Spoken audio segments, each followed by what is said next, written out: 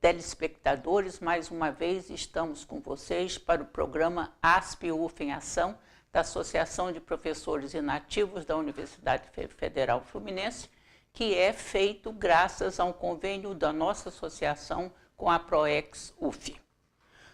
Nós estamos trabalhando no tema Direitos Humanos Fundamentais. Já tivemos um primeiro programa que se viu a parte geral sobre direitos humanos, um segundo programa sobre respeito à dignidade e à vida, e hoje nós vamos ter o tema Ética, Justiça e Bem Comum. E convidamos para o nosso entrevistado o professor Gaudêncio Frigoto. O professor Gaudêncio, ele é formado em filosofia, mestre e doutor em educação, professor do programa de pós-graduação em política pública e formação humana, é professor aposentado da UF para o nosso orgulho. O professor Gaudêncio, ele é um nome não só nacional como internacional e tem emprestado sua dedicação, o seu estudo, o seu serviço a outros países também. Começando a nossa entrevista, professor, que nos dá muito prazer, porque fomos colegas, inclusive, de departamento, qual a relação entre ética e justiça? E podemos considerá-las fonte de direitos humanos? Primeiramente, dizer uma saudação aos telespectadores, uma alegria poder compartilhar com colegas da PROEX, professora Tânia, colega de universidade, e, sem dúvida, o conjunto de temas pensados nessa série, no tempo em que nós vivemos, são fundamentais. Recentemente, pouco antes de morrer, Eduardo Galeano chamava a atenção que nós vivemos um tempo em que, quando nós pensávamos ter quase todas as respostas, mudaram as perguntas, né? E, de fato, em relação aos direitos humanos fundamentais, como vocês trabalharam em sessões anteriores, o direito de comer, que é o primeiro, o direito de ter um teto, o direito de vestir, o direito de ir e vir, em suma, são direitos da vida, e os direitos sociais, culturais, etc. A questão da relação entre a ética e a justiça é total. Há um grande filósofo, Lukács, quando trabalhava a ideia de como o ser humano se torna humano, ele dizia que, pelo fato de nós existirmos como seres humanos, nos tornamos responsáveis. Responsáveis perante o outro, responsáveis perante a natureza, responsáveis, enfim, perante a vida. Então, ética é fundamentalmente a atitude de responsabilidade frente ao outro, frente aos seus direitos, e não só os direitos do ser humano, os direitos do ser humano, ao acesso à água, à comida, etc, etc. E o que é justo? Justo exatamente o que é ético, na verdade. Porque a justiça não pode ser confundida com a lei. Existe muita lei injusta, né? Porque quando as leis são feitas de forma arbitrária ou defendendo interesses de grupos, etc., a justiça se esvai e a ética se esvai. E, nesse sentido, ética e justiça incidem sobre todos os direitos humanos. Os fundamentais, como nós dizemos, e até o direito da diversidade, o direito das escolhas hoje tão trabalhados. Então, são relações fundamentais. Eu diria que vivemos um tempo que se vive muito moralismo e pouca ética, né? Inclusive, às vezes a gente se espanta com aquilo que é uma expressão do ser humano, como são as escolhas religiosas, etc., o confronto ou a intolerância até religiosa, o que é uma contradição brutal, né? Então, justiça e ética são, digamos, o fundamento mais profundo de todos os direitos humanos. Professor, há um filósofo oriental que diz que quando os direitos estão aviltados é que eles devem mais ser enfatizados, devemos mais falar sobre eles. E é por isso que nós estamos fazendo essa série de programas. Só poderia falar mais um pouco em que sentido esses direitos são bens da sociedade? Todos esses direitos são bens da sociedade porque quando por razões políticas, por razões, digamos, da ganância humana,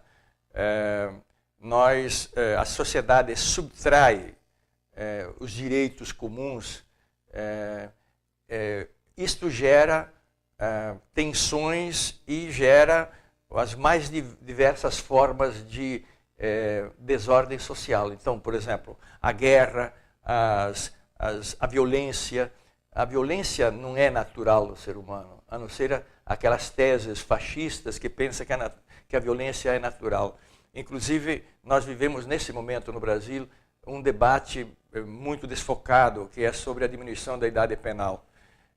Eu acho que os 300 e poucos deputados que votaram a favor da diminuição da idade penal não entendem zero de direitos humanos, exatamente porque não entendem que esses jovens, no caso são jovens pobres, são jovens pobres negros, a sua maior parte, mas não é porque são pobres e negros, é porque foram jogados desde cedo num ambiente de violência.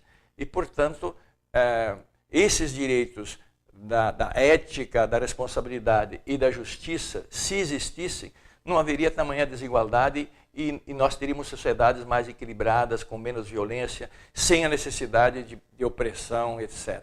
Professor, já que o senhor colocou esse momento político, né? O que esperar dos políticos brasileiros em referência a esses direitos? Nós estamos justamente vivendo esse momento, né? Há poucos dias eu li o jornal Le Monde Diplomatique que mostrava o que é o Congresso brasileiro. Um bloco de 300 e poucos defendem um agronegócio, outro bloco de 150 defendem os bancos, outro bloco defendem as empreiteiras, as mineradoras, aliás, outro bloco defende as religiões, outro bloco defende o armamento, né? E ninguém defende a sociedade. Então nós temos o pior congresso, talvez dos últimos 50, depois da ditadura, sem dúvida nenhuma, o pior congresso. E isso é expressão do quê? É expressão de políticas, né? Que não atendem os direitos elementares. Há poucos dias o escritor Luiz Fernando Veríssimo escreveu uma crônica, 2 domingos atrás, creio, o último domingo, o ódio. E mostrando que todo esse clima que nós vivemos no Brasil, na verdade, é um ódio contra os pobres, contra as migalhas de direitos que conseguiram.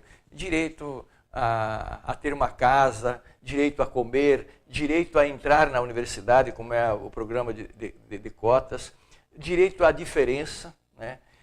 Em suma, nós vivemos um momento em que não é um problema de governo, eu creio, é também problema de governo, é o problema da classe dominante brasileira, que é uma das mais violentas classes desde a sua origem, uma classe escravocrata, colonizadora, e hoje uma classe que concentra a riqueza na mão de muito pouca gente. Professor, eu estive recentemente na Europa, né, e realmente eu vi que eles estão assim sabendo o que ocorre no nosso país e preocupados com isso.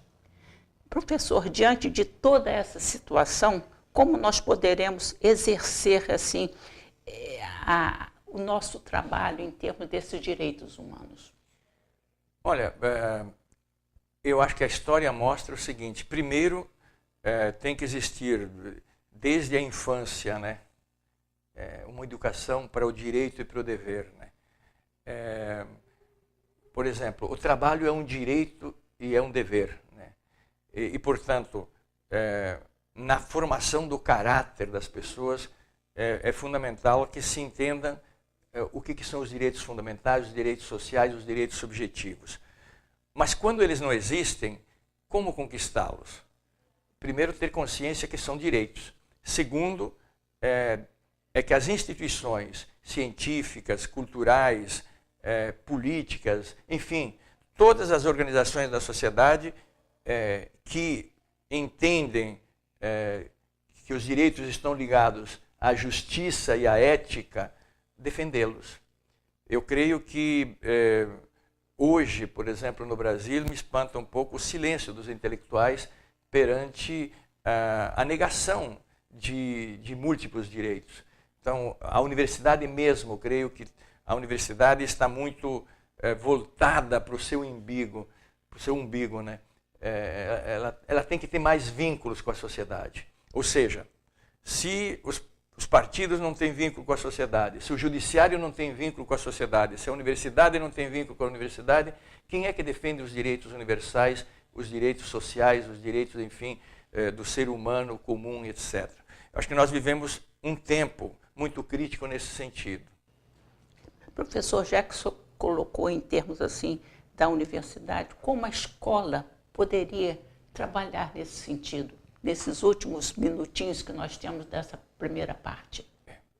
Eu sempre analiso há muito tempo, aliás, tenho escrito até um livro sobre isso, né, que a partir dos anos 50 nós tivemos uma mudança muito ruim na concepção do que seja educação pública, gratuita, universal, laica.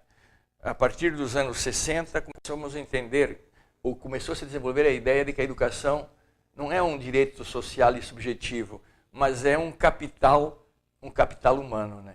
E, portanto, hoje, as próprias escolas fundamentais, o ensino médio, ele vem muito marcado por essa visão mercantil e não exatamente uma visão pública. O público é o espaço do direito. Como diz o historiador Hobsbawm, nenhuma empresa, nem uma ONG pode garantir direitos universais. Só uma esfera pública pode garantir isso. E portanto, acho que nós temos que ter um esforço enorme para voltar a pensar a escola como um espaço de direitos sociais e direitos subjetivos e desenvolver esta consciência do coletivo, consciência não da competição, mas a consciência da colaboração, enfim, e de construir uma sociedade que seja uma sociedade do bem comum e não uma sociedade do bem para poucos, né? Há poucos dias eu assisti aquele filme O Sal da Terra. Então, nesse filme foi mostrado que como uma mulher pobre lá da África, com seu filhinho quase morrendo no colo, ela era incapaz de ultrapassar o seu lugar numa fila. Então, a gente vê assim que em qualquer situação é possível exercer essa cidadania, né? esse direito. Professor, nós já estamos no final desse primeiro bloco, mas você, telespectador, continue conosco, porque dentro de instantes nós voltaremos com o professor Gaudêncio Frigoto com o tema Ética, Justiça e Bem Comum.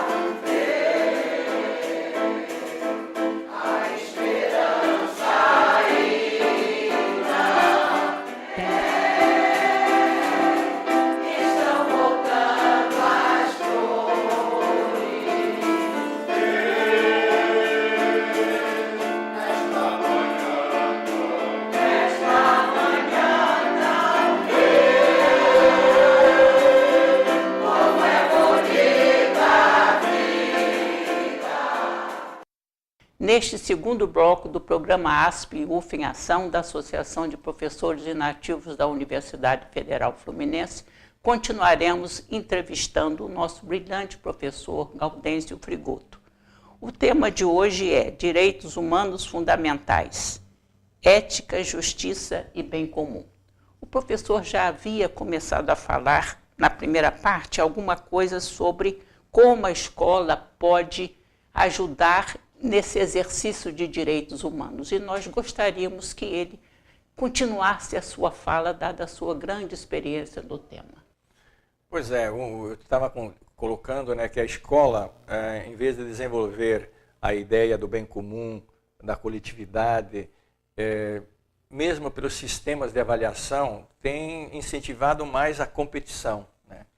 Então, como é que a gente vai esperar das futuras gerações, né, trabalho coletivo, busca do bem comum, busca da justiça, busca do que é direito, se nós formamos a nossa infância, a nossa juventude para que seja um competidor.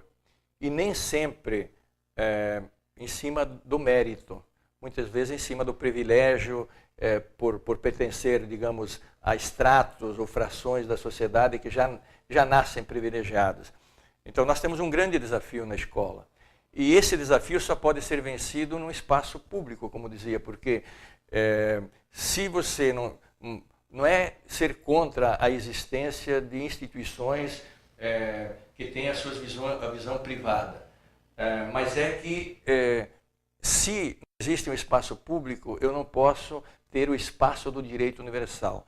O direito universal da educação, por exemplo, só pode ser conquistado numa esfera pública, numa esfera gratuita, numa esfera laica, porque senão eu vou dizer, não, aqui entra a tal denominação religiosa, aí não entra outra. Então, por isso que esse é um grande desafio hoje no mundo. O historiador aqui citado já, Hobsbawm, dizia que parece que hoje temos em comum aquilo que não é comum ao ser humano, né? Então, todas as divisões, todas digamos, os conflitos, etc. A escola tem que ser repensada. Professor, quais seriam hoje, no Brasil, os direitos mais violados que o senhor vê? Se nós pensarmos em termos de ética e justiça, né, eu diria que um dos mais violados hoje é a marginalização de milhares de pessoas que têm possibilidade de produzir a sua existência no campo e na cidade, e por sermos uma sociedade onde a propriedade privada é muito concentrada e a riqueza é muito concentrada, é negado. Eu participo há mais de 20 anos trabalhando com educadores do movimento Sem Terra, até porque eu sou filho de campesinos, né? E é um absurdo hoje no Brasil nós termos centenas, inclusive aqui no estado do Rio de Janeiro, de acampamentos onde as pessoas vivem com dignidade porque são muito dignas, sobrevivem e não vão à violência, mas vivem em condições mínimas. Então, um país continental, onde 1% da terra, 50% da terra está na mão de 1%, ali temos a falta de ética e de justiça. E o que é mais dramático, nós temos grandes proprietários exatamente que defendem isto dentro da própria justiça, do Supremo Tribunal.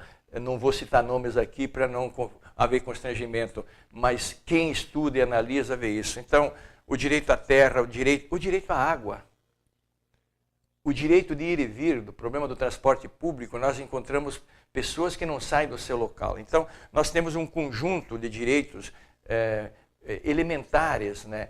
Além dos direitos do direito constitucional, por exemplo, o direito de todo jovem completar o ensino básico, que é o fundamental e o médio. Nós temos 50% dos jovens que não completam o ensino médio. E, finalmente, um dos direitos mais violados no Brasil é o direito da livre expressão, no sentido contrário do que a grande mídia diz. A grande mídia não dá a livre expressão, dá a expressão dos interesses mais escusos dessa sociedade tão desigual. Daí que a reação brutal quando se fala em controle econômico e controle social da mídia. A grande mídia coloca meia verdade como verdade e passa como verdade. Nós estamos cansados todo dia de ver isso. E é graças, digamos, a programas capilares como este, né, de instituições ou de redes, que a gente faz um contraponto. Mas na grande mídia é uma caixa fechada, e é uma caixa fechada mundial. Uma caixa fechada de repetições. Muitas vezes eu vejo as pessoas assim, não quero escutar porque realmente vai ser a mesma coisa, né? Professor, mais uma questão. Ética, justiça e bem comum perpassam todas as instâncias dos grupos e comunidades. Como o senhor vê isso? Sim, nós falávamos de um espaço, que é o espaço da escola, mas também é o espaço da família, né? Por exemplo. A família é o primeiro núcleo onde você desenvolve os valores. E, sem dúvida, também hoje, por N razões, esse núcleo ele é extremamente atingido, né? Uns atingidos por mínimas condições de moradia, enfim. Mas, segundo, também porque, ligando à questão anterior, a influência da família hoje é pequena até sobre os seus filhos, sobre os próprios filhos. A influência da escola também é pequena em relação exatamente ao cotidiano do que está dentro das redes, por exemplo, né? As redes da internet, etc. E sem falar da mídia, que aqui no Brasil, eu diria que de 24 horas de mídia, 23,5 são de lixo, né? De desinformação e de afirmação de valores que são antivalores. E isso se expressa, então, em todas as esferas. Como eu dizia antes, os partidos políticos, na sua grande maioria, não pensam a sociedade, pensam seus interesses. Grande parte dos sindicatos também não pensam o interesse da sociedade, pensam seus interesses. Então, nós vivemos numa sociedade de que salve-se quem puder. E quando isso ocorre, está nuclearmente atingido o campo da ética e o campo da justiça.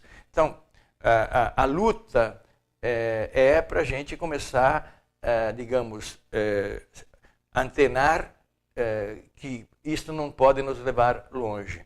Eu citei antes o Veríssimo aqui, né? E ele tem um texto também, gosto muito, acho que os jovens deveriam ler muito, não só jovens. A crônica pequena dele é uma grande lição. E ele fez uma crônica chamando a atenção exatamente para a sociedade brasileira. O título é O Monolito, sobre o filme 2001, uma Odisseia no Espaço. E o astronauta via lá uma pedra lisa e diz: o que é isso?